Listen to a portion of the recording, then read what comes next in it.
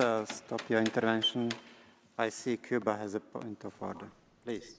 Un saludo a los amigos de Nuestra América. Como cada semana, como cada martes y cada jueves, estamos acá en Nuestra América.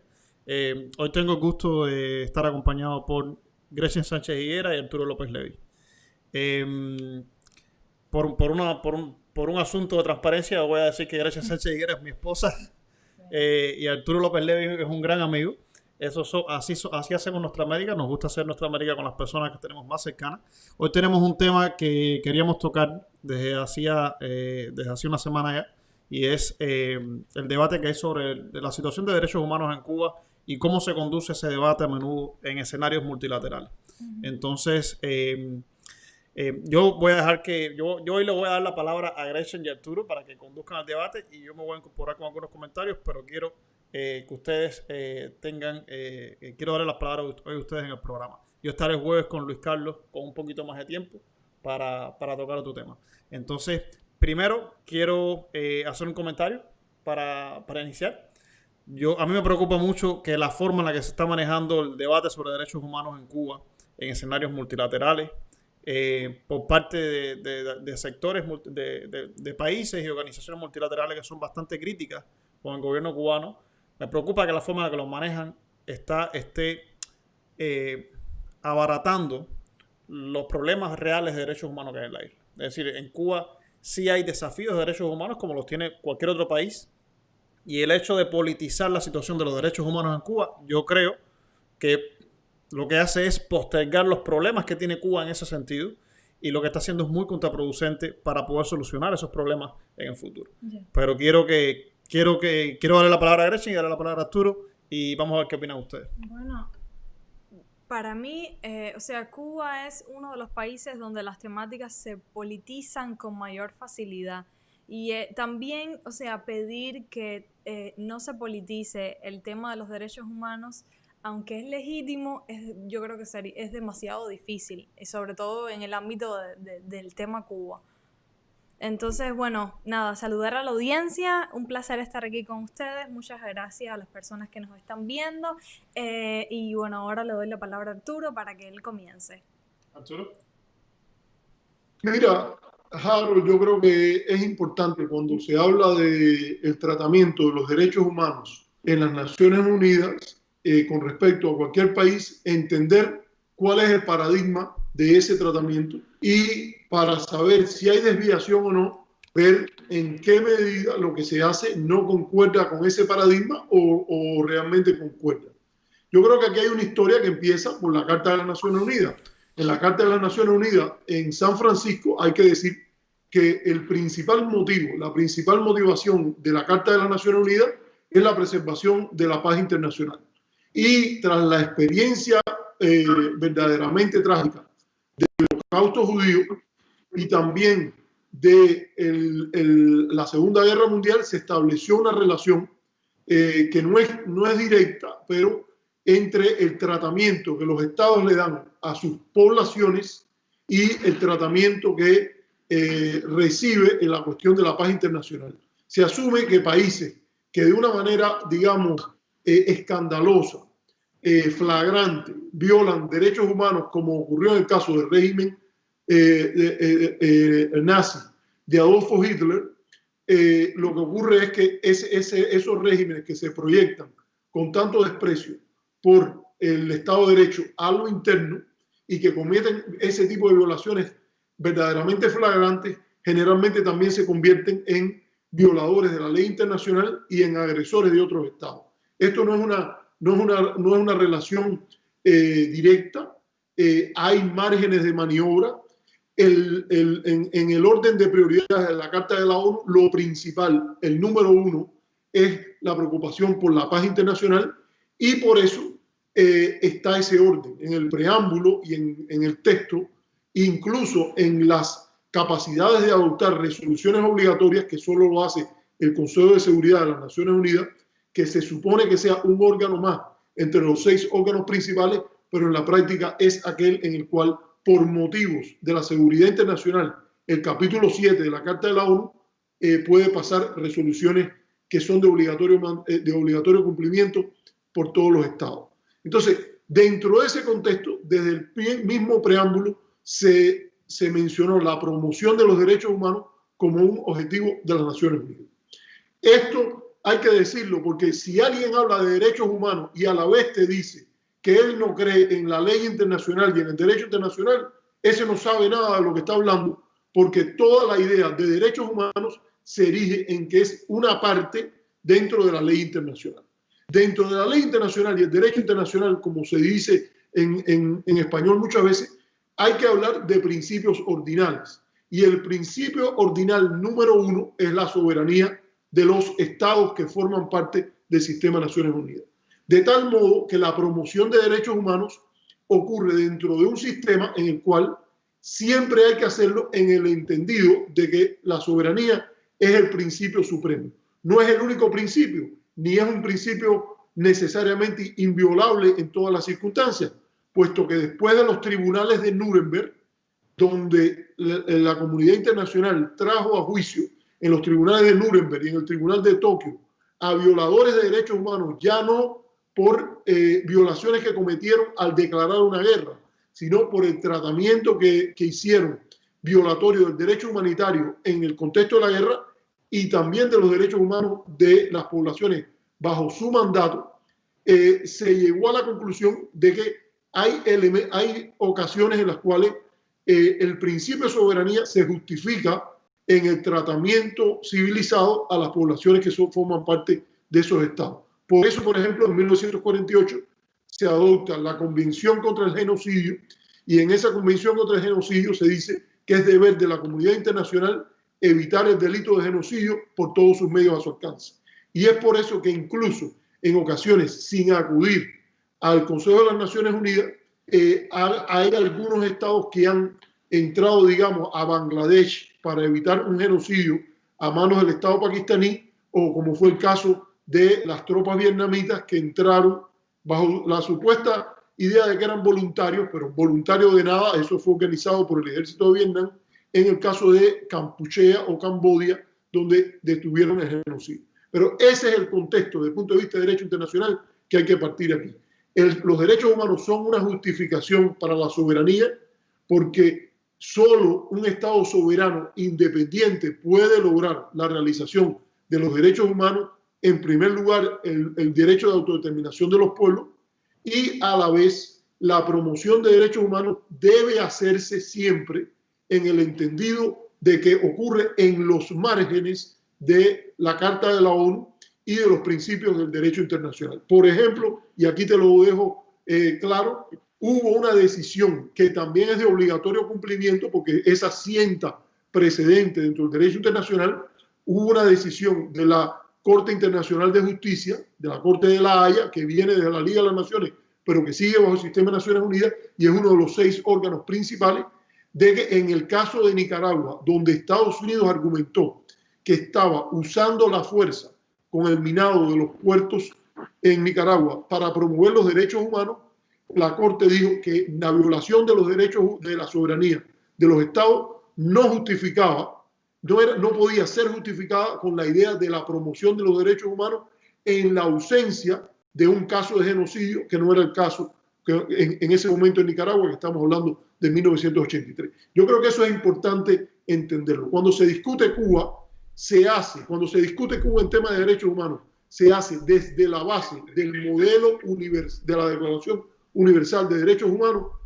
Eso quiere decir derechos humanos. Derechos humanos no es lo que crea Harold, lo que crea Gretchen o lo que crea Arturo, que es los derechos humanos. No es ideología, son normas legales que están codificadas por tratados de las Naciones Unidas. Y segundo, cuando se habla de promover esos derechos humanos, se hace en coherencia y dentro de los márgenes y marcos que las Naciones Unidas tienen para esta actividad. Esa es yo creo que el marco para ubicar esta discusión. Sí, Arturo.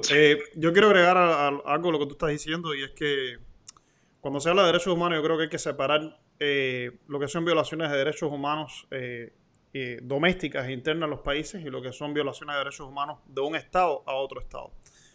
Si nosotros vemos el concepto de Estado moderno que dio Max Weber, para ser un Estado moderno tú tienes que tener el uso legítimo, el monopolio sobre el uso legítimo de la fuerza en un país, ¿no? En un Estado.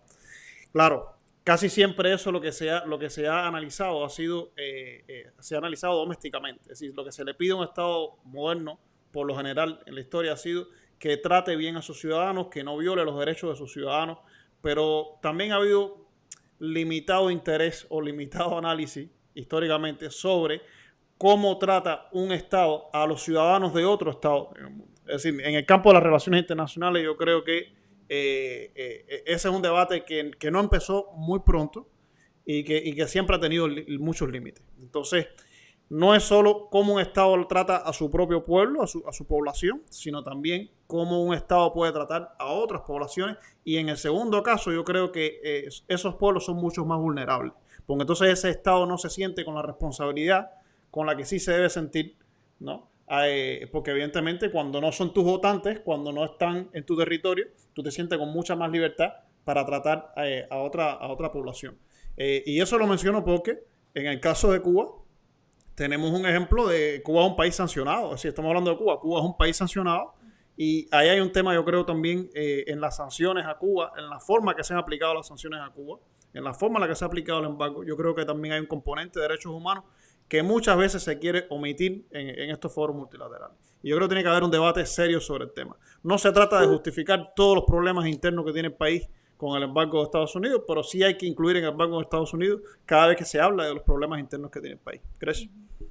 No, yo estoy de acuerdo contigo y exacto, cuando se hable de derechos humanos en Cuba hay que incluir, por supuesto, un análisis dentro de la isla y también el factor externo que tiene mucho que ver.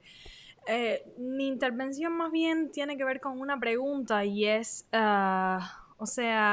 yo escuchaba más adelante vamos a hablar sobre la intervención de Ariel Ruiz Urquiola hace 3-4 días en la Comisión de Derechos Humanos de Ginebra y en el Consejo de Derechos Humanos, y él básicamente hablaba de crímenes de lesa humanidad, y cuando yo oigo esa frase, crímenes de lesa humanidad, a mí me queda una duda, un vacío inmenso, porque él habla desde su, experiencia personal y punto de vista personal, y además incluye esa frase que es tan contundente y difícil, que es crímenes de lesa humanidad, y a mí no me queda clara.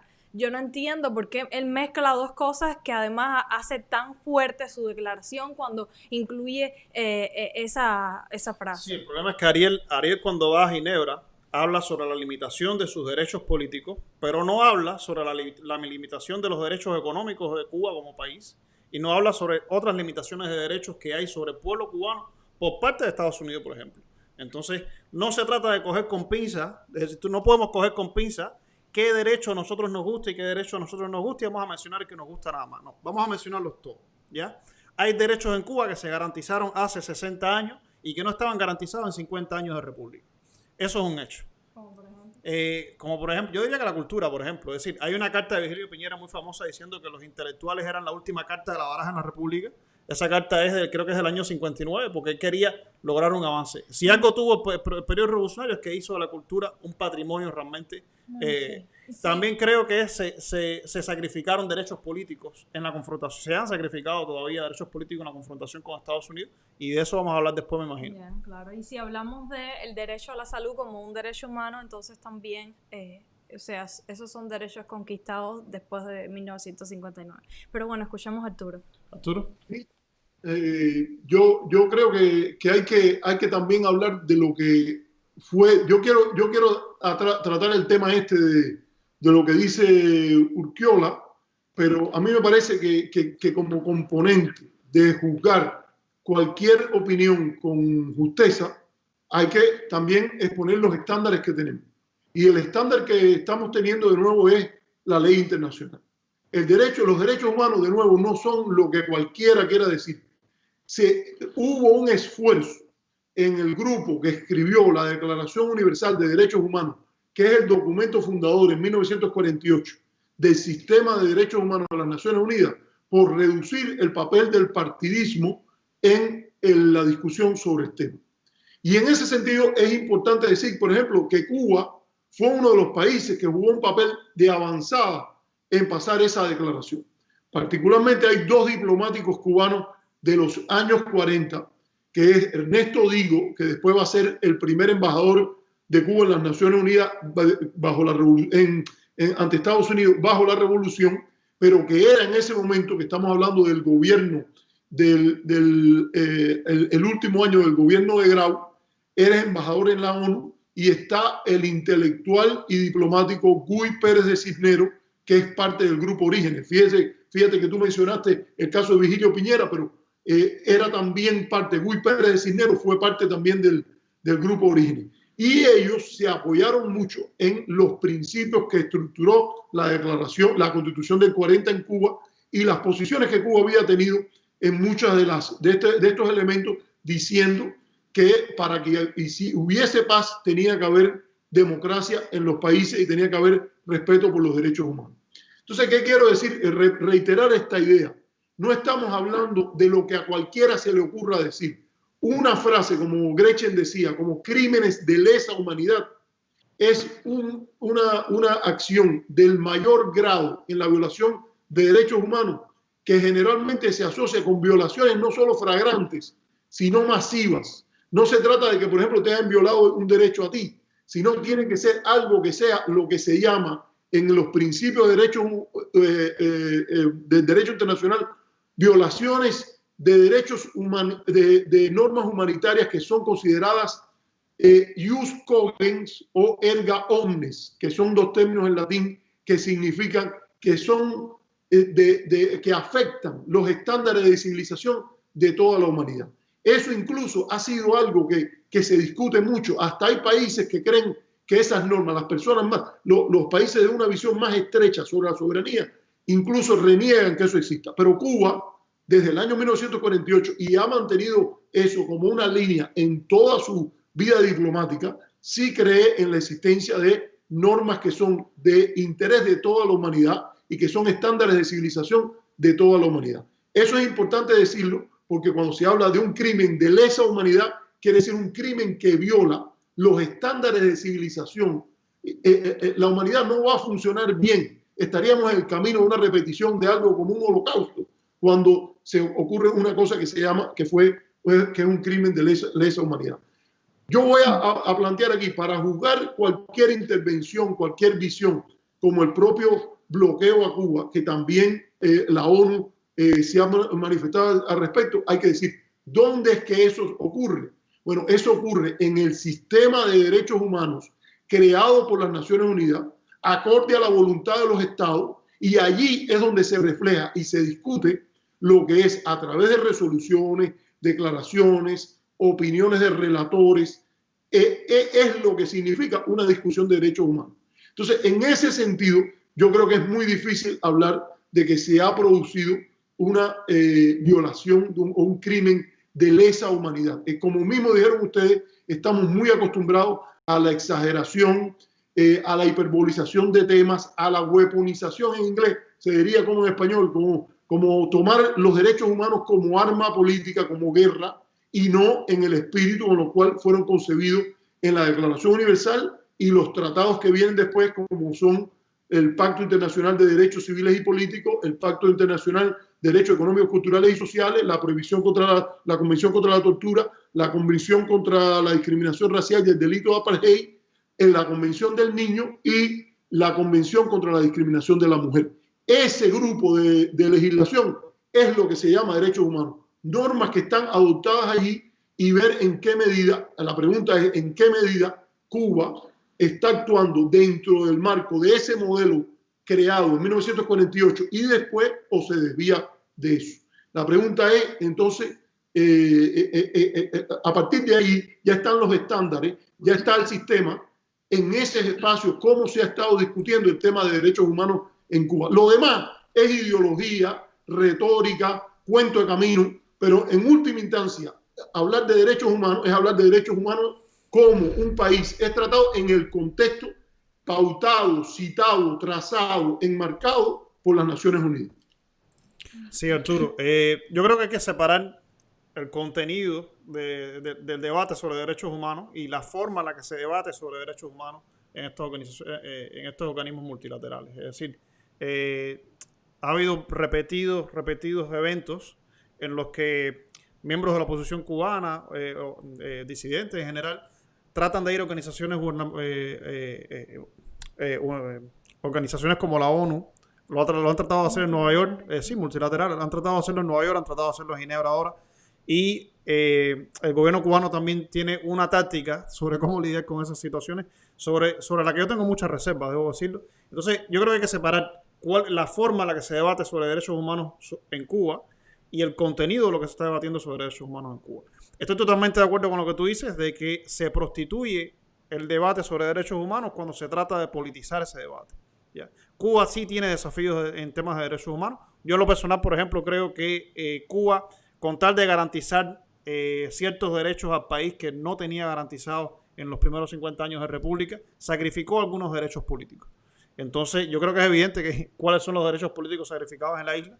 Ahora, para tener un debate serio, para tener una conversación seria sobre el tema de derechos humanos, primero habría que discernir cuáles derechos en Cuba, derechos políticos o derechos de otro tipo, están sacrificados por la situación de emergencia que tiene el país, por el embargo de Estados Unidos y toda la política de sanciones a cosas del país, cuáles están limitados por esa presión externa y cuáles están limitados porque el gobierno cubano los quiere limitar. Es decir, hasta que no logremos separar una cosa de la otra, no vamos a saber hasta qué punto realmente llega el debate sobre derechos humanos en la isla. Yo creo que es importante separar qué cosa es provocado externamente y qué cosa es una decisión del gobierno cubano. Sería muy saludable que el gobierno cubano en algún momento dijera, por ejemplo, cuando no tengamos un estado de emergencia como tenemos ahora, con un embargo de Estados Unidos, vamos entonces a sentar vamos a darle derechos políticos a la oposición que hoy no tiene.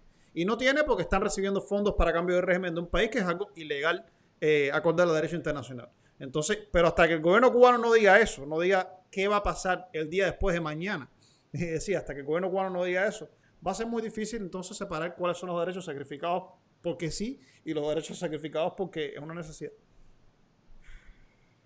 Sí, a ver, yo entiendo tu punto de que Cuba otorgó derechos humanos, incluido entre ellos, bueno, el derecho a la vida, el derecho a la educación, en 1959 y a cambio sacrificó otros. La pregunta siempre ha sido, o sea, ¿hasta qué tiempo, hasta qué momento uno puede continuar sacrificando derechos que al final también son fundamentales y son importantes?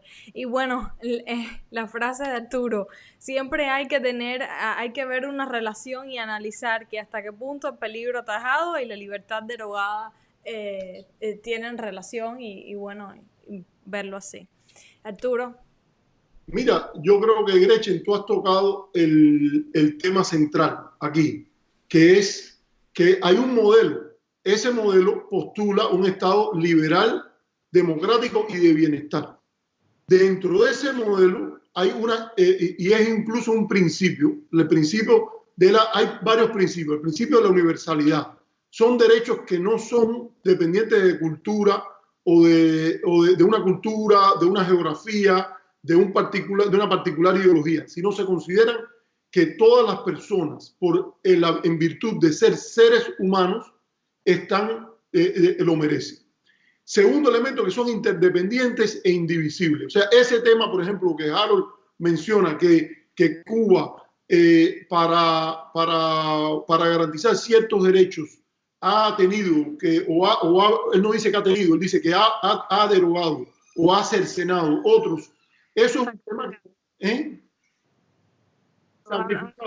yo creo que aquí hay que tener presente el principio de interdependencia e indivisibilidad. Hay incluso trabajos teóricos sobre derechos humanos, como el trabajo del profesor Daniel Wilhelm, ahora no recuerdo el nombre del college que él está en Arkansas, que ganó el premio de la sección de derechos humanos de la Asociación para Estudios Internacionales, y Daniel Wilhelm tiene un libro entero sobre la relativa indivisibilidad de los derechos humanos. Porque también en esto fíjate que la propia ONU, al adoptar los acuerdos, los segmenta.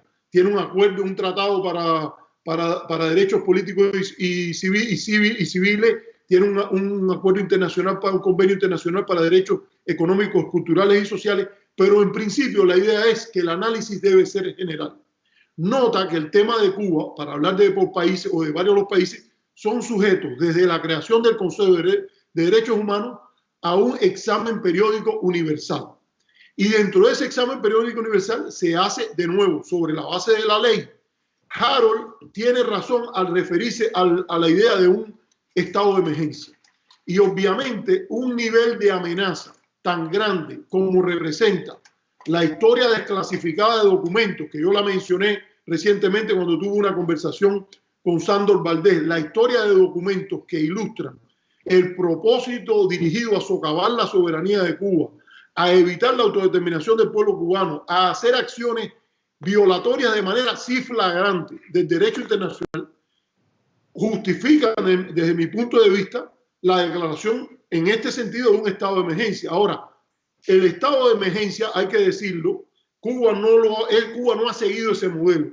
Cuba no ha declarado un estado de emergencia a este respecto, y una vez que se declara este estado de emergencia hay que distinguir entre derechos no derogables, como el derecho a la vida, el derecho a la protección contra la tortura, de derechos que sí son derogables en un estado de emergencia siempre y cuando el gobierno que lo hace establezca una relación que yo creo que es legítimo establecerla. Me parece que Harold está bien claro en eso.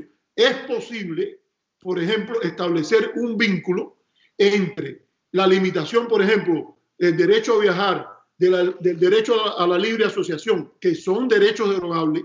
El derecho a la libre expresión, por ejemplo, es derogable bajo estado de emergencia, siempre y cuando el gobierno establezca un vínculo causal, y eso también es parte del desarrollo en temas de derechos humanos, un vínculo causal entre la libertad derogada y la amenaza atajada. Eso yo creo que es importante para tener una discusión sobre esto. Cuando vamos a hablar del gobierno cubano, de su gestión, hay que ir al análisis interdependiente, universal, indivisible, y el mecanismo que tiene la ONU para eso es el sistema de evaluación periódica universal, por la cual Cuba, como los otros estados, porque hay que decir que el sistema no está diseñado para discriminar a ningún estado en particular por la preferencia de los países más poderosos. Aquí no hay miembro permanente y no miembro permanente, y no es a escoger a que yo estoy a favor de derechos humanos por la mañana, por la tarde del martes, pero el miércoles estoy en contra, sino que en este caso, dentro de este debate, hay que ver cómo se ha proyectado la evaluación periódica universal. También están los casos de relatores especiales, que pueden ser para regiones, para países o para temas, donde también se produce un diálogo entre los países sobre este tema. Entonces, yo creo que es importante ver esto, porque también, por cierto, hay estándares. En el caso de los derechos civiles y políticos, hay un comité de derechos humanos, hay protocolos que tienen que ver, por ejemplo, con la aplicación de la pena de muerte, porque hay la idea de que la declaración era abolicionista en principio, pero no quería forzarlo en los países, y también la idea de las reservas que los propios países ponen a la hora de acatar un sistema así. A mí me parece, y yo te lo digo, esto ya es más allá de la teoría que rodea esto, que Cuba tiene razones bien argumentadas para pensar de que hay un análisis integral, genuino, basado en el derecho internacional, no puede ignorar la política de Estados Unidos hacia Cuba. Y por cierto, si hay una resolución que toca a Cuba y que toca los derechos humanos en Cuba, que ha expresado la voluntad de la comunidad internacional a través de la Asamblea General de Naciones Unidas, que es donde este tema se ha planteado, es la resolución que lleva, creo que son 27 o 28 años ya, diciendo que el bloqueo de los Estados Unidos hacia Cuba es una violación flagrante de los derechos humanos de los cubanos, de los norteamericanos, y con consecuencias en ciudadanos de terceros estados, por ejemplo, en el derecho a la salud. La relación que hay entre Cuba y otros países para promover la situación de salud, mejorar la situación de salud en esos países, es afectada por las políticas de Estados Unidos hacia Cuba, que la propia Naciones Unidas ha condenado. Es muy difícil decir que alguien es activista de derechos humanos si no está de acuerdo con el principio ordinal de la soberanía, si no está de acuerdo con el tratamiento de derechos humanos a Cuba o a cualquier otro país, según el derecho internacional, y si está de acuerdo con el embargo o el bloqueo, que es considerada la violación flagrante más importante de los derechos humanos según las propias resoluciones de Naciones Unidas. Un activista pro embargo no puede ser activista de los derechos humanos. Buen punto, ese es un buen punto, Arturo, y por ahí yo creo que le toca a unos cuantos activistas de derechos humanos que tenemos que al final, o sea, se proyectan con respecto a violaciones de los derechos humanos en Cuba, pero que jamás son capaces de tocar el tema de las sanciones que Estados Unidos tiene sobre Cuba. Entonces, interesante. Sí, yo quiero, a ver, fíjate si se ha prostituido el tema de los derechos humanos cuando se habla sobre Cuba. Fíjate si se ha politizado el término de los derechos humanos cuando se habla de Cuba, que eso ha tenido también un efecto doméstico en la isla. Yo, en los primeros 30 años de mi vida que lo pasé en Cuba, yo diría que el 70-80% de ese tiempo que yo viví en Cuba, no escuché hablar nunca de derechos humanos. Es decir, en las escuelas no se crea una sensibilidad sobre qué cosas son los derechos humanos y cómo debe preservarse los derechos humanos. En la universidad es muy escaso, es decir, salvo algunas carreras como Derecho o otras, es decir, no se crea una sensibilidad, no está institucionalizada una sensibilidad educacional sobre el tema de los derechos humanos. Y eso tiene que ver inevitablemente con el tema de que se ha utilizado los derechos humanos como parte de la política de cambio de régimen hacia Cuba. Y ha sido un error del gobierno cubano haber renunciado a términos como los derechos humanos durante tanto tiempo. Es decir, renunciaron durante mucho tiempo. Los derechos humanos regresaron a la agenda pública cubana cuando hubo una cumbre de las Américas. Creo que fue la de Panamá o la de Perú. Es decir, ahora no recuerdo. Fue la de Panamá o la de Perú. Ahí fue cuando empezó a hablarse de derechos humanos en Cuba, en la televisión cubana, y cuando se empezó a rescatar el término de derechos humanos. Y sobre todo el término también es sociedad civil, que era un término que al final también tiene su relación y está relacionado con los activistas y los defensores por los derechos humanos, y que realmente el término sociedad civil se rescató, yo creo que en Perú, en la cumbre de la ONU. Es decir, estos escenarios multilaterales al final han servido para rescatar un poco la terminología, pero además no es solo eso.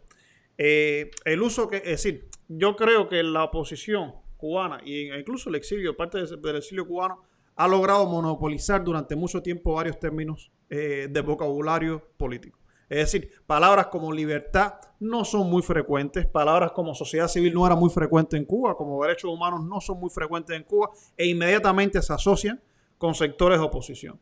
Entonces, era muy difícil hablar sobre esos temas hace 10 años en Cuba. Yo recuerdo cuando yo empecé el blog de la Joven en Cuba, nosotros tratábamos de reivindicar el debate sobre derechos humanos y nos costaba muchísimo trabajo porque no se entendía que es un término, es decir, que el término no debía entregarse a la oposición del país, sino que era un término que era patrimonio de todos los cubanos. Entonces, esto lleva un periodo de crear una cultura política que todavía los cubanos no tenemos. Y cuando digo los cubanos no tenemos una cultura política sobre temas de derechos humanos, me refiero a los cubanos que están en la isla y los cubanos que están en la Florida, los cubanos que están fuera del país en muchas partes del mundo.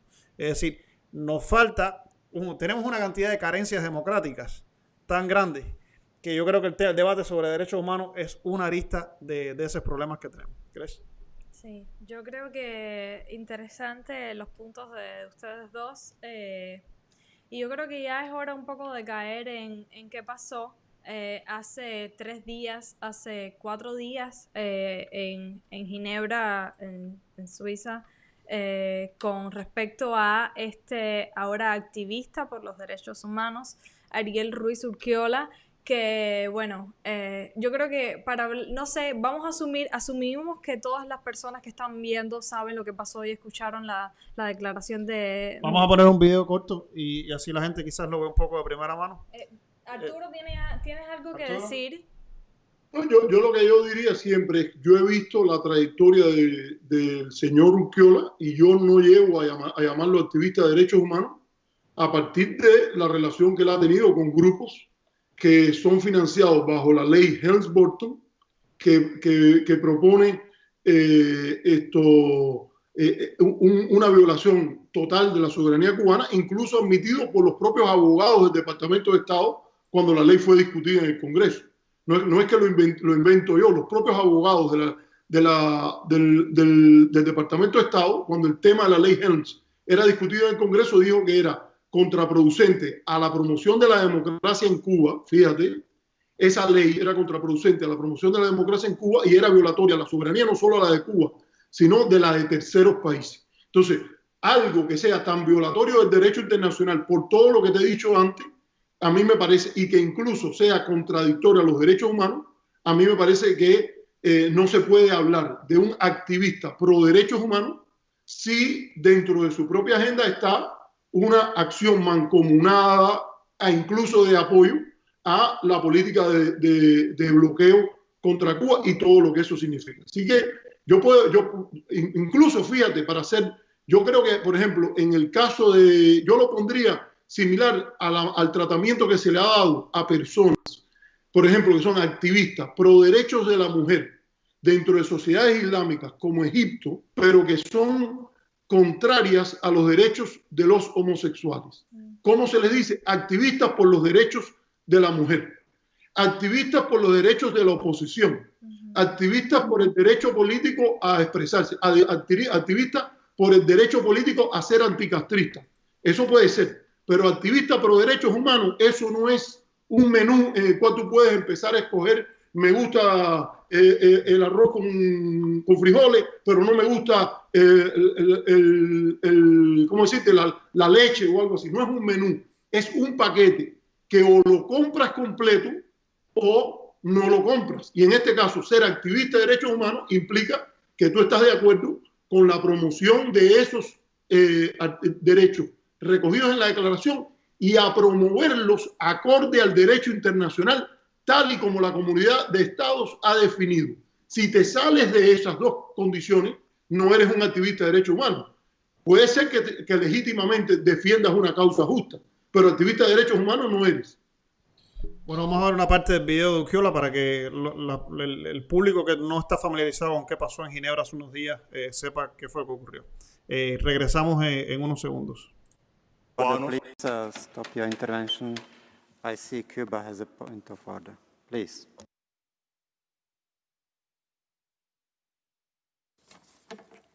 Muchas gracias, señor presidente. Intervenimos sobre una cuestión de orden en virtud del artículo 113 del reglamento de la Asamblea General de Naciones Unidas. En estos momentos estamos escuchando a un supuesto representante de la organización no gubernamental Ingenieros del Mundo. Sin embargo, la información pública existente sobre esta persona y la organización indican que no es miembro de la misma. Por tal motivo, en virtud del artículo 7 del Reglamento del Consejo de Derechos Humanos, mediante el cual se indica que la participación de las ONG se basará en las disposiciones, en particular de la Resolución 1996/31 del Consejo Económico y Social y las prácticas observadas por la Comisión de Derechos Humanos, pedimos que se revise inmediatamente la acreditación de esta persona y se garantice que la misma se ha hecho acorde a los procedimientos establecidos. Muchas gracias. Thank you very much. I have been informed that the speaker has been accredited in conformity with the established procedures. NGOs in consultative status with the Economic and Social Council of the United Nations can accredit the persons of their choosing. Complaints about the conduct of an NGO should be addressed to the NGO Committee of ECOSOC. Now I give the floor to speaker. Please continue. Son enviados por el gobierno a trabajar al extranjero en condiciones desventajosas, violando el Pacto Internacional de Derechos Civiles y Políticos. El impacto de esta explotación sobre el sistema de salud pública de... Please stop intervention. I see the Cuba is asking for the floor.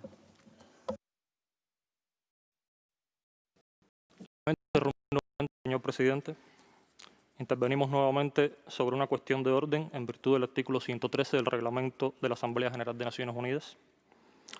La persona que está haciendo uso de la palabra se ha referido a cuestiones ajenas al tema de la agenda del Consejo de Derechos Humanos que se está discutiendo en estos momentos.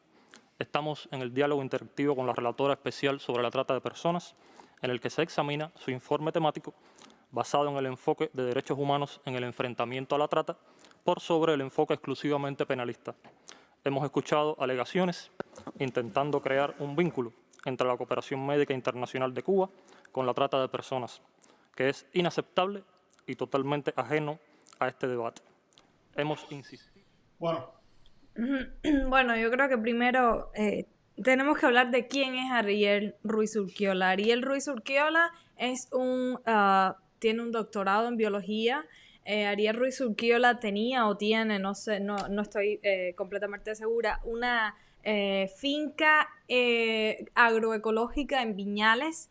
Y Ariel Ruiz Urquiola salta al conocimiento público, a la opinión pública, hace aproximadamente 3 años, cuando él tuvo un enfrentamiento con un guardabosques, y en ese enfrentamiento él llama al guardabosques guardia rural, que tiene una connotación despectiva en la historia de Cuba, y entonces él va preso. Ariel hace una huelga de hambre, y Ariel, hambre y sed, y Ariel es liberado. Y a partir de ahí, bueno, pues se ha convertido en este activista que los medios cubanos llaman mercenario. Yo creo que tenemos que aquí hacer... los medios partidistas. Los medios partidistas, exacto, oficiales. Los medios opositores le llaman héroe.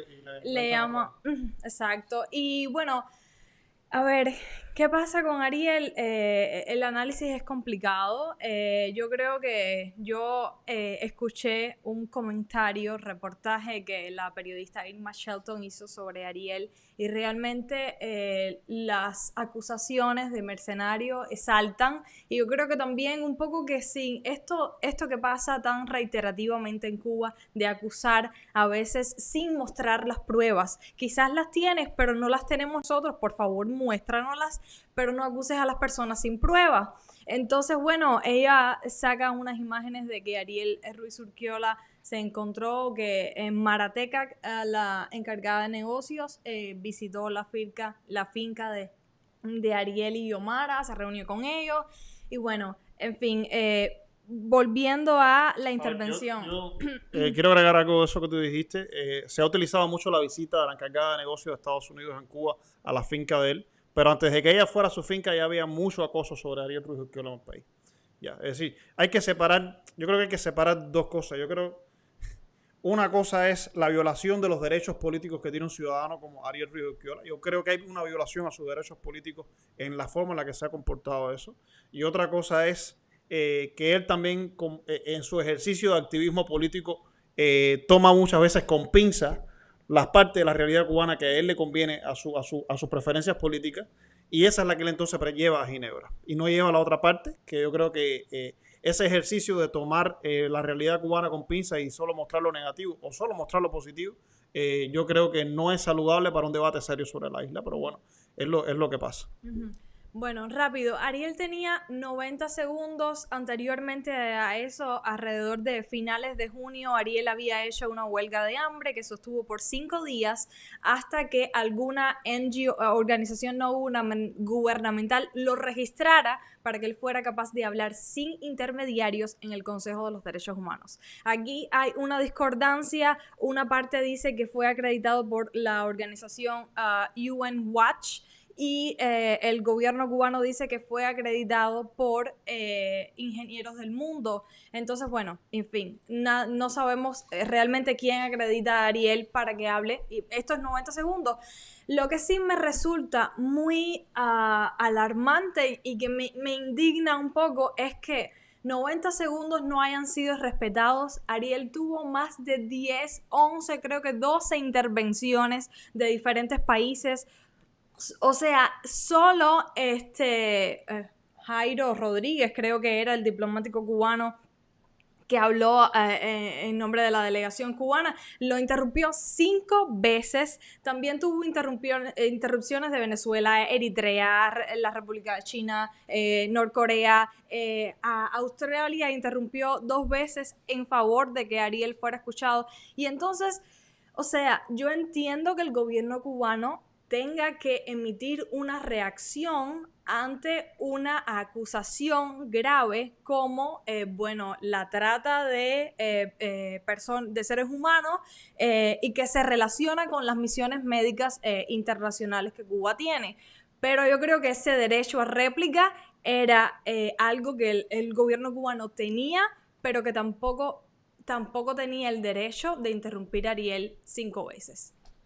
A ver, yo creo que el gobierno cubano tiene suficientes elementos para rebatir los argumentos de Ariel Ruiz Urquiola sin necesidad de silenciarlo. Yo creo que el hecho de silenciarlo en un organismo multilateral no es solo una violación de sus derechos como ciudadanos, sino también es un error estratégico para Cuba. Porque si tú sabes que tú tienes una política por parte de Estados Unidos y también otros países que les interesa presentar a Cuba como un Estado totalitario, como un Estado autoritario, como un Estado que silencia a sus ciudadanos, ¿cómo tú vas a ir entonces a un organismo multilateral a silenciar a un ciudadano que va a decir una opinión? Mira, si está equivocado, rebátelo con los argumentos que tienes para eso. Pero el hecho de silenciarlo está enviando un mensaje que es bastante negativo.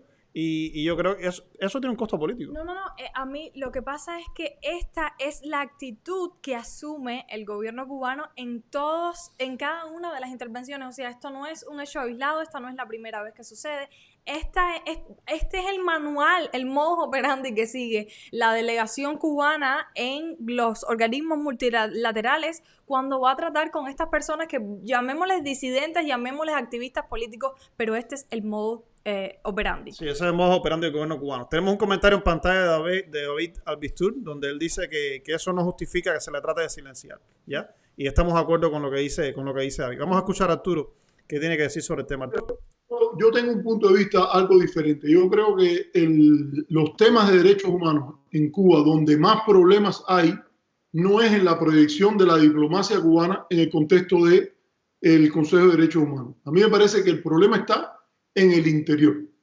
El gobierno cubano muchas veces cuando discute los temas de derechos humanos, y yo creo que hay cosas en las cuales no se le puede responsabilizar al gobierno cubano directamente, pero lo que Harold decía de que hay una falta de educación en materia de derechos humanos, como lo que los derechos humanos son, no ni siquiera como lo que cierta oposición política desleal al país ha tratado de promover, pero incluso como lo que son, ha faltado educación, ha faltado una cultura política de debate, al punto de que por ahí hay un video en que sale un señor diciendo me cago en los derechos humanos allí, y que lo hace supuestamente defendiendo a la revolución cubana.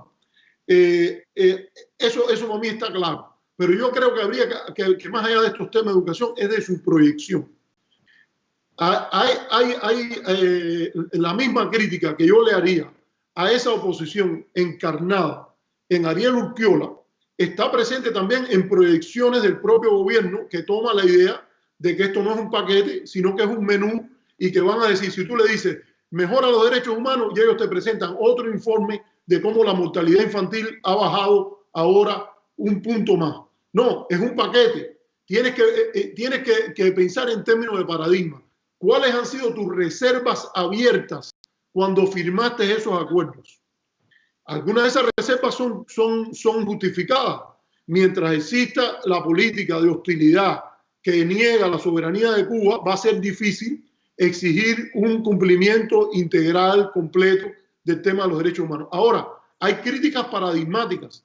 Hay un sector importante dentro del gobierno cubano que, por ejemplo, postula la idea de un régimen unipartidista como modelo, no diciendo tenemos un régimen unipartidista ahora porque hay un bloqueo contra Cuba y tenemos una situación de emergencia. No, ellos dicen que tienen una democracia superior y que viene también otra cuestión muy discutible, según ellos, de los principios martianos que fueron invocados por Guy Pérez de Cisneros y por Ernesto Digo cuando se habló de la tradición cultural cubana que aportaba a la Declaración de Derechos Humanos, y que en ningún momento José Martí habló de tener un régimen de un partido único en el país. Por lo cual, la violación está no siquiera porque no hay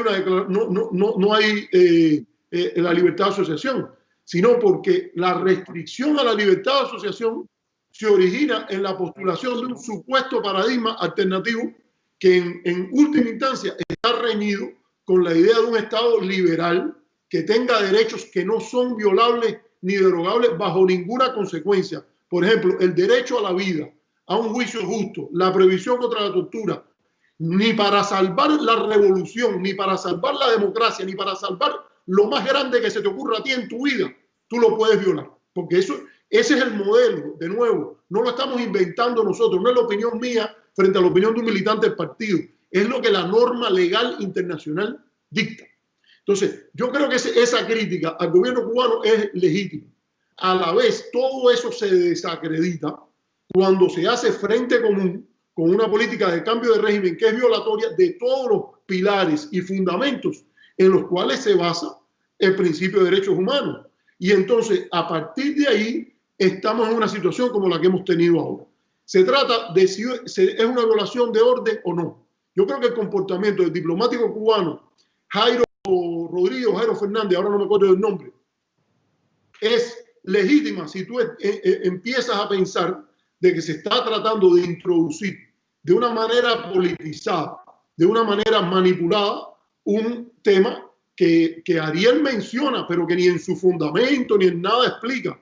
Él dice que las misiones médicas cubanas son una violación de derechos humanos basado en el Convenio Internacional de Derechos Civiles y Políticos. Bueno, ¿cuál es la violación del Convenio Internacional de Derechos Civiles y Políticos? Aquí, ¿qué derecho político enunciado en el Pacto Internacional de Derechos Civiles y Políticos es violado cuando una persona acepta voluntariamente, porque el gobierno cubano sí lo ha dicho, el que no ha presentado ni una sola evidencia que una persona haya dicho no, yo no quiero ir a una misión médica y lo hayan castigado? Si alguien quiere decir que eso se trata de trabajo forzado, tiene que no decir que esos acuerdos no me cuadran o que esos acuerdos no me gustan. No, eso no es los derechos humanos. Los derechos humanos no es lo que le gusta a Gretchen, lo que le gusta a Harold, lo que le gusta a Ariel Urquiola. Los derechos humanos son lo que las normas legales internacionales plantean. Y el test de trabajo forzado está asociado generalmente con acuerdos que son impuestos en una parte a la cual esa persona no se puede refutar. No es que no haya otros acuerdos que pueden ser más convenientes para esa persona. Pueden haber 100. Yo particularmente creo que los acuerdos no son equilibrados, que tienen un carácter bastante asimétrico a favor del Estado cubano. Pero eso no implica ni esclavitud ni trata forzada. Cuando incluso, y esto es importante decirlo en el tratamiento informacional al tema, cuando incluso Diario de Cuba u otras publicaciones hablan de que se trata de trata esclava y que una relatora de las Naciones Unidas o dos relatoras se han referido a eso, no, las relatoras tienen la autoridad de juzgar el tema y someterlo a discusión. Y ninguna de las relatoras ha dicho que lo que está pasando en las misiones médicas cubanas equivale a una trata de personas o trabajo esclavo. Han recomendado al gobierno cubano prestar atención a esas denuncias, pero ninguna resolución de las Naciones Unidas, primero, si las relatoras lo dicen, es una opinión de un experto sometido a la comunidad de estados. Todavía la comunidad de estados no ha dicho el cuño, esto es una violación, pero incluso si nos ponemos a ver lo que dicen las relatoras, no es hay una violación. Ellas lo que han dicho es recomendamos al gobierno cubano tomar esto en cuenta. Entonces, en principio, hay una intervención ahí que está tan manipulada como el hecho de llevarlo ahí. Segundo, ¿es un problema de cuestión de orden o no? Bueno, por cuestión, el diplomático cubano piensa que no es una cuestión de orden porque si en la ONU no se ha trazado este tema como una violación de derechos humanos ni como trata humana, introducirlo aquí tiene también su componente. Y lo segundo es verdad que sí hay desviación de estándares, incluso por organizaciones de derechos humanos, cuando a veces se le da acogida a cosas. Por ejemplo, eso que él plantea, de que él fue inoculado SIDA, él no hay, si una persona en Egipto o en Arabia Saudita o en Estados Unidos o en Jamaica viene y dice que él quiere denunciar ante la ONU que él fue inoculado de SIDA, esa persona tiene que poner más argumentos sobre la mesa que su propia palabra. Y el tercer elemento es que el sistema de derechos humanos de las Naciones Unidas provee o exhorta a que se busquen remedios nacionales a violaciones de derechos humanos. Primero, ¿hay algún elemento aquí que permita decir que este ciudadano buscó remedios nacionales a las violaciones de derechos humanos de las cuales él alega ser víctima? Yo creo que esos temas hay que ponerlos sobre la mesa. porque en la misma medida en que se tergiversa y se convierten los derechos humanos parte del voleibol, de la guerra, entre la oposición sin principios al sistema y la defensa, a veces sin principios, por parte de los portavoces del sistema, el principal perdedor es los derechos humanos como causa. Entonces, hay espacio para que los cubanos denuncien cosas que están pasando. Yo creo que aquí en nuestro programa hemos mencionado muchas, y hay muchas más que mencionar. Hay espacio para acudir al sistema de Naciones Unidas, también hay espacio para acudir al sistema de Naciones Unidas. Ahora, eso, repito, debe ser sobre los marcos de la doctrina, de las normas legales internacionales y de lo que el sistema de Naciones Unidas prevé como procedimientos apropiados. Yo creo que el cuestionamiento de los procedimientos por parte del delegado cubano no es una cosa sorprendente. Él estaba haciendo en cierta medida su trabajo. Efectivamente, Arturo. Yo quiero agregarle algo a eso que tú estás diciendo. Es decir, cuando uno estudia los argumentos que utilizó Urquiola ahí en Ginebra, Urquiola no se está basando en principios democráticos que necesitan avanzarse en Cuba. Urquiola no se está basando en temas, en metas civilizatorias que tenga el país, en la escasez que tiene el país ahora mismo, por ejemplo, en una situación de pandemia y en la que Estados Unidos no ha aflojado ni un centímetro el embargo sobre la isla.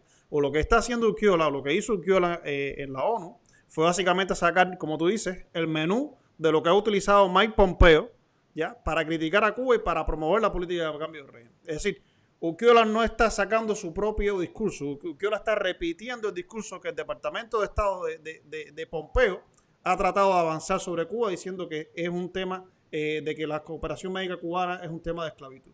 Entonces, eso para mí realmente es decepcionante, que un cubano se monte en ese carro del trumpismo para avanzar sus preferencias políticas, porque me parece realmente muy triste. Y eso me contrasta, por ejemplo, con la posición que tuvo, por ejemplo, Samantha Power, la que era embajadora de Estados Unidos en la ONU cuando la administración Obama, que reconoció el apoyo y el papel que tuvieron los médicos cubanos, por ejemplo, en la lucha contra el ébola. Entonces se contrastan mucho las posiciones que tienen distintas administraciones de Estados Unidos, y para mí como cubano realmente es muy decepcionante que hayan cubanos en la isla que estén montados en el carro del trumpismo, que todo el mundo sabe que es una administración que para lo menos que está en Estados Unidos es para la democracia, ni siquiera de su país. ¿Crees? Yo quiero analizar una cosa, y es que, o sea, Ariel Ruiz en su discurso no se ajustaba. Yo creo que tenemos que ser justos y decir la verdad, que Ariel en su discurso no se ajustaba al tema del que se estaba hablando en la sala en ese momento, que era sobre el tráfico de personas, especialmente el tráfico de personas relacionado con mujeres y niños.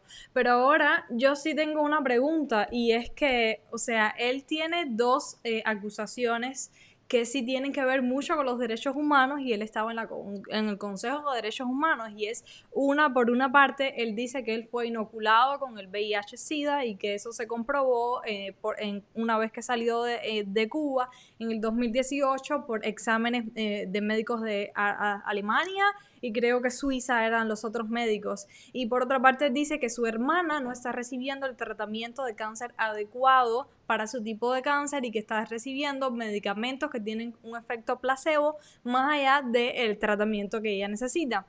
Y yo aquí tengo un punto que a lo mejor no esté en lo correcto, pero sí quiero escucharlos a ustedes, y es si Ariel tiene derecho o no a exigir una investigación independiente que vaya a Cuba y analice el caso, porque, o sea, ¿a quién le creemos? ¿Tiene pruebas Ariel para demostrar estas dos acusaciones?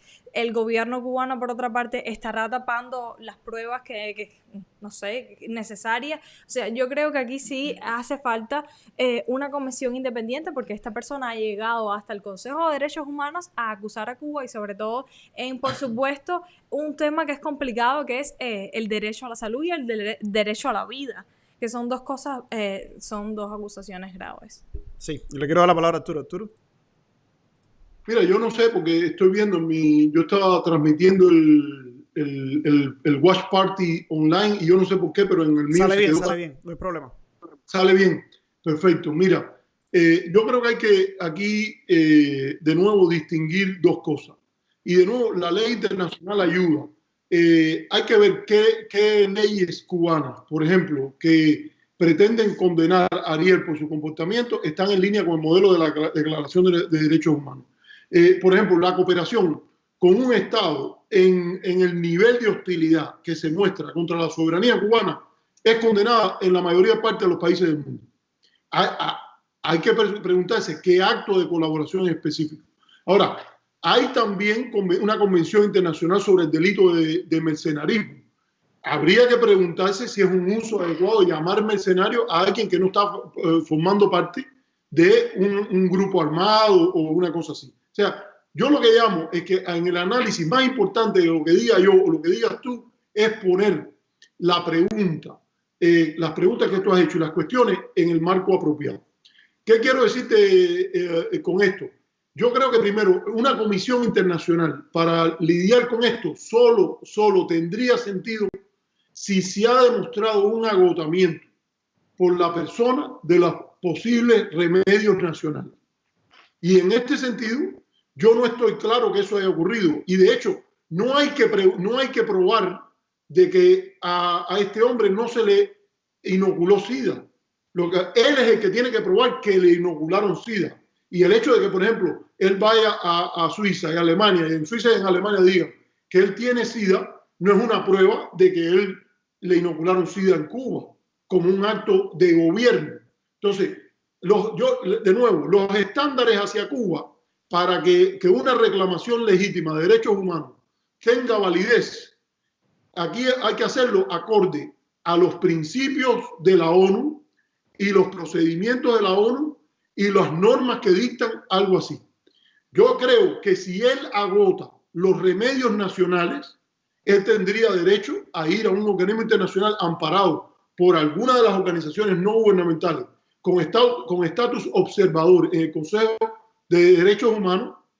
UN Watch es una de ellas, la agrupación de ingenieros es otra, Amnesty International es otra, y allí él podría reclamar eso, pero él tendría que ir primero a agotar los remedios nacionales.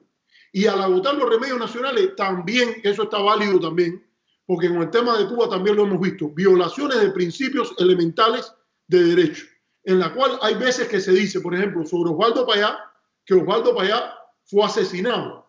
Bueno, no es el gobierno cubano el que tiene que probar que él no asesinó a Osvaldo Payá. No, en derecho no se prueba un negativo. Es legalmente los que aluden que él fue asesinado los que tendrían que probar que ese es el caso. Y si quieren una comisión internacional, que una vez que ellos han mostrado esos argumentos ante los organismos propios nacionales, acudir a pedir un remedio internacional. Entonces, esos son principios. Es importante a la hora de resolver problemas políticos o de despolitizar incluso un tema o despartizar, porque los derechos humanos siempre van a ser un tema político, pero que no sea promovido de una manera partidista, como soñó Eleanor Roosevelt, como soñaron las personas que crearon el modelo de la Declaración Universal de Derechos Humanos, es hacerlo acorde a los principios que son aplicables a todos y estándares que tiene que aceptar desde la persona más favorable, militante del Partido Comunista, a la persona más opuesta y más recalcitrante contra el dominio del Partido Comunista en Cuba. Discutamos estándares y después que estemos de acuerdo en estándares y paradigmas, veamos en qué medida los comportamientos se desvían en un lado o en el otro. A mí lo que me parece es que Ariel utilizó los 90 segundos que le habían sido concedidos para avanzar una agenda que ni siquiera era su agenda personal, o sea, las acusaciones que él le tiene personales al gobierno cubano. Y entonces esta agenda era básicamente lo que decía Harold, es la agenda de los médicos cubanos y las misiones médicas internacionalistas. Y entonces aquí vemos que hace 1 o 2 días tenemos una solicitud en las redes sociales de, creo que se llama Ernesto Morales, la persona, que quiere ahora, o sea, pide que sea considerado los hermanos Urquiola, Ariel y Omara, para el Premio Nobel de la Paz en lugar de que sean considerados los médicos cubanos. Y entonces, o sea, ¿qué te parece esto? Porque es un poco... A ver, mira, cuando Ariel tuvo el problema que tuvo en su finca hace unos años, yo escribí un artículo en La Joven Cuba defendiendo a Ariel Ruiz Cola, es decir, pidiendo su libertad. ¿Ya? Es decir, yo pedí que lo liberaran porque evidentemente había un componente político en la razón por la que él estaba preso en ese momento. ¿Ya? Y entonces uno tiene que tener capacidad de interceder y de defender incluso a las personas con las que no necesariamente tú tienes las mismas preferencias políticas, pero yo creo que es un tema de esencia política y de ética política tratar de hacer justicia. Y no era justo lo que le estaban haciendo a Ariel en ese momento. Tampoco creo que es justo el intento de silenciar sistemáticamente, no solo a Ariel, sino también a Omara, a su hermana, intentos de silenciarlo sistemáticamente. Dicho eso, yo quisiera como cubano que ellos tuvieran un discurso que no fuera el trumpismo. Porque cuando yo vi a Ariel lo que dijo en Ginebra, a mí me pareció que se había reunido 3 días antes de hacer la huelga de hambre, se había reunido con un funcionario del Departamento de Estado que le había sacado el menú del Departamento de Estado y le había dicho, mira, los talking points de nosotros son esto, esto y esto. Y eso es lo que tú tienes que llevar a decir a la ONU. Porque los puntos de debate que a nosotros nos interesan son esto y esto, y eso es lo que tú tienes que decir en la ONU.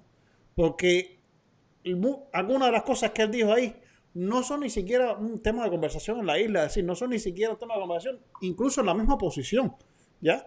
Pero sí es un tema de interés para el Departamento de Estado. Entonces, si tú vas en nombre de los derechos humanos a representar los intereses del Departamento de Estado y de no cualquiera, sino de la administración Trump en la ONU, me parece realmente bastante fuerte esa imagen, porque es una administración que no ha sido particularmente respetuosa de los derechos humanos, ni particularmente respetuosa de los organismos multilaterales. Arturo, ¿qué te parece ahora este pedido de que Ariel y Omara sean los considerados para el Premio Nobel de la Paz? Mira, yo creo que si dice Ernesto Morales, yo conozco un poquitico a este personaje porque a veces me ha atacado personalmente y yo creo que como principio nuestra América debe seguir discutiendo causas, discutiendo ideas y no discutir personas. Esto ya no es una pregunta legal, esto es una pregunta ya de política y de apreciación. A mí me parece que esa idea de proponer a esas dos personas para el Premio Nobel de la Paz por el hecho de que Ariel haya ido a Suiza y haya ido al Consejo a decir esas palabras y haber sido interrumpido, es en el caso de Ernesto, si es Ernesto Morales Licea, el que trabajaba en Cibercuba antes que lo despidieran, es una idiotez propia de su talento. Yo no creo que a una persona mínimamente racional se le pueda ocurrir que porque alguien vaya a una organización de la ONU y diga que él fue inoculado de SIDA y que las misiones médicas cubanas son una violación flagrante del convenio internacional de derechos civiles y políticos, merece ni siquiera ser nominado para eso. Y yo creo sinceramente que el gobierno cubano tiene muchas cosas que serle criticadas y en el tratamiento al propio Ariel, como Harold dice que él hizo en el momento en que Ariel fue detenido, yo creo que hay que partir del principio que él tiene el derecho de decir lo que él estime, aunque esté totalmente equivocado. En ausencia de la declaración de un estado de emergencia, él tiene derecho a decir la opinión más loca y que otro individuo sin talento alguno se le ocurra decirte que por decir esa cuestión tan falta de racionalidad se merece que lo nominen para lo que sea, premio Lenin, premio Nobel, premio lo que sea. Eso es una cosa y otra es el tema de lo que él ha hecho ahora. Yo creo que la libertad, él tiene, en el caso de Ariel, tiene toda la libertad de expresión, debería tenerla. Lamentablemente en Cuba hay desviaciones significativas de la libertad del estándar de libertad de expresión internacional e incluso del estándar internacional para derogar esos derechos en condiciones de emergencia. Ahora, dicho todo eso, a mí me parece que, por ejemplo, el argumento de que las misiones médicas cubanas son casos de esclavitud es verdaderamente un disparate. La segunda, de que es violatorio del convenio internacional, no hay ningún organismo de las Naciones Unidas Hay un organismo de la OEA donde han dicho eso, pero recordemos que Cuba no es miembro de la OEA por sus propias incoherencias de la propia OEA, que la OEA sacó a Cuba de su organización en el peor momento de las dictaduras militares. Y es una opción de Cuba o no, según el derecho internacional, retornar o no a la OEA. Y finalmente, yo creo que de la misma manera que hay que reconocer elementos verídicos que según los estándares de derecho internacional la oposición, leal o desleal, ha puesto sobre la mesa, también yo creo que es una cuestión de objetividad reconocer cuando el gobierno está diciendo una cosa que es muy racional. La mejor manera que Estados Unidos, Mara Tekashi o quien sea puede ayudar a mejorar los derechos humanos en Cuba es mañana levantándose y el presidente pidiéndole al Congreso que termine de una vez y para siempre con la violación flagrante más denunciada en el sistema de las Naciones Unidas de los derechos humanos de los cubanos, que es desde 1992 año tras año, y déjame pronosticarte que el año que viene va a volver a pasar lo mismo para daño del prestigio de los Estados Unidos a nivel internacional, es la eliminación del bloqueo a Cuba. Más importante que ir y expresar el respaldo con el proyecto agroecológico. Mira, sería muy bonito si el embajador de Estados Unidos en Cuba va al proyecto agroecológico de Ariel y de quien sea y dice, estamos de acuerdo con lo que se está haciendo aquí, la naturaleza hay que cuidarla y todo eso. Eso puede tener incluso mérito en sí mismo, esté o no esté el bloqueo en vigor. Ahora, de que la mejor contribución que Estados Unidos podría hacer a casi todo en Cuba es acabar de una maldita vez con esa política de bloqueo, a mí por lo menos no me cabe ninguna duda. Y si lo dice, yo no soy comunista y me separé de la Unión de Jóvenes Comunistas porque no reconocía con esa ideología. Yo no tengo nada que ver con el señor Urquiola, pero creo que cuando él ha dicho que es necesario tener un ambiente sostenible, estoy de acuerdo con él. Ahora, como mismo digo eso, también digo que me parece que ese principio de esa necesidad de mirar esto de los derechos humanos, siendo coherente con eso, le diría a Estados Unidos, usted quiere hablar de derechos humanos, usted quiere tener algún tipo de legitimidad, usted quiere incluso que alguien que se relacione con usted pueda tener un mínimo de legitimidad ante el pueblo cubano, acabe de eliminar la violación más grande y más flagrante de derechos humanos que el sistema de derechos humanos de las Naciones Unidas reconoce, que Human Rights Watch, que Amnesty International, que todas las principales organizaciones internacionales de derechos humanos han reconocido. Así que, por favor, yo creo que esas cosas son más importantes que discutir que ideas locas de un señor que no sé, esa idea del premio Nobel, yo creo que incluso nos ha hecho perder hasta un poquitico de tiempo, porque no merece ni nuestra atención. Yo estoy de acuerdo con Arturo y también creo que si alguien quiere dar un paso positivo sobre el tema de los derechos humanos en Cuba, el paso más rápido para avanzar los derechos humanos en Cuba es eliminar las sanciones a la isla mañana mismo. Ese sería el primer gran paso y eso también como cubano me da la capacidad a mí de pedirle al gobierno cubano una lista de cosas, un menú que yo tengo de cosas que no le he pedido al gobierno cubano por la situación de emergencia que tiene el país, pero que yo creo que son cosas que deudas democráticas y deudas de todo tipo que tiene el país con su historia y consigo mismo. Sobre lo que comentas de Ernesto, yo solo voy a recordar a la audiencia, porque a lo mejor la audiencia no lo sabe. Hace un par de años, este periodista Ernesto Morales decía de Cuba, pidió una invasión militar a Cuba.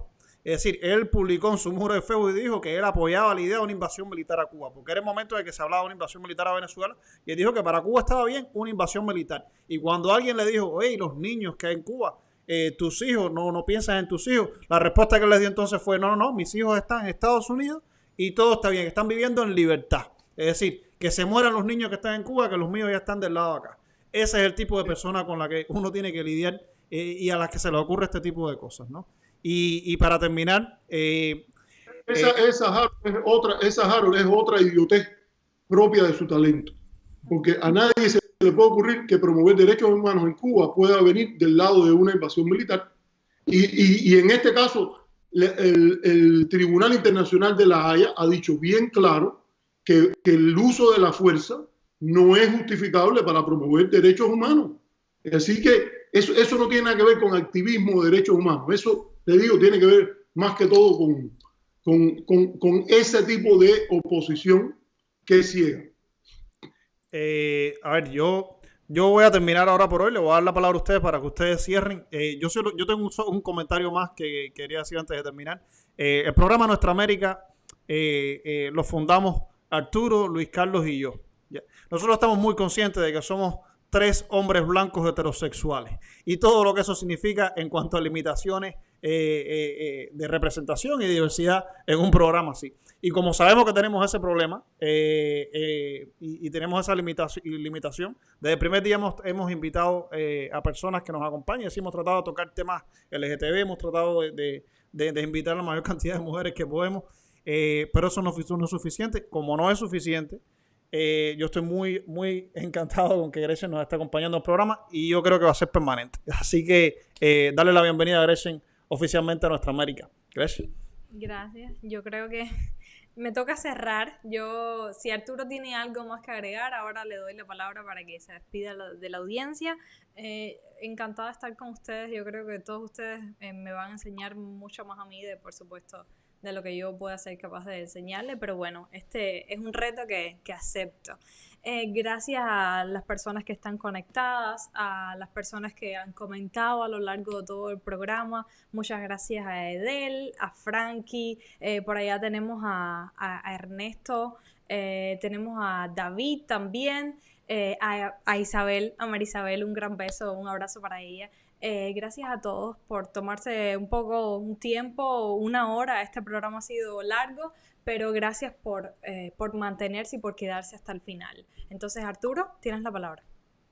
No, yo creo que primero darte la bienvenida, Gretchen, y que va a ser es un gran momento para nuestro equipo. El programa está creciendo, está ganando bastante audiencia.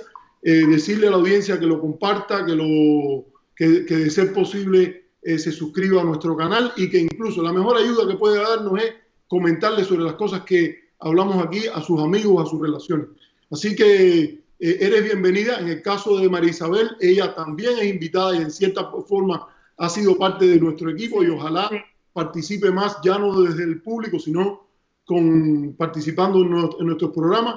Y sigamos adelante. Esta es la dinámica. Hay una Cuba que no es incondicional a un lado o incondicional al otro, sino que es una tercera Cuba que quiere pensar desde estándares internacionales de justicia, desde estándares internacionales de cabeza propia y estándares propios de cabeza propia, pensando con su propia cabeza, y a esa es a la que estamos tratando de llegar. Así que eres requete bienvenida y ojalá que en algún día seamos, como dijo un día, creo que fue la juez de la Corte Suprema de Estados Unidos, Ruth Bader Ginsburg, le preguntó ¿cuándo sería justa la representación femenina en la Corte Suprema? 4, 5, y ella dijo 9, que es la pluralidad de la Corte Suprema. O sea, que ojalá que un día haya un programa Nuestra América en la cual Harold, Luis Carlos y yo seamos parte de los que nos retiramos y que hayan 3, 4, 5, 6, 7, 8, 9 mujeres participando también en un programa como este. Hasta luego entonces. Está bien, nos despedimos entonces de la audiencia. Arturo, nosotros no podemos cambiar el hecho de lo que nos tocó cuando nos nacimos. Pues lo que sí podemos cambiar es tener conciencia de los privilegios que tenemos y tener conciencia de las cosas que tenemos que cambiar. Entonces, ese es el espíritu también de Nuestra América. Adiós a todos, nos vemos el próximo martes. Va a estar con nosotros Luis Carlos.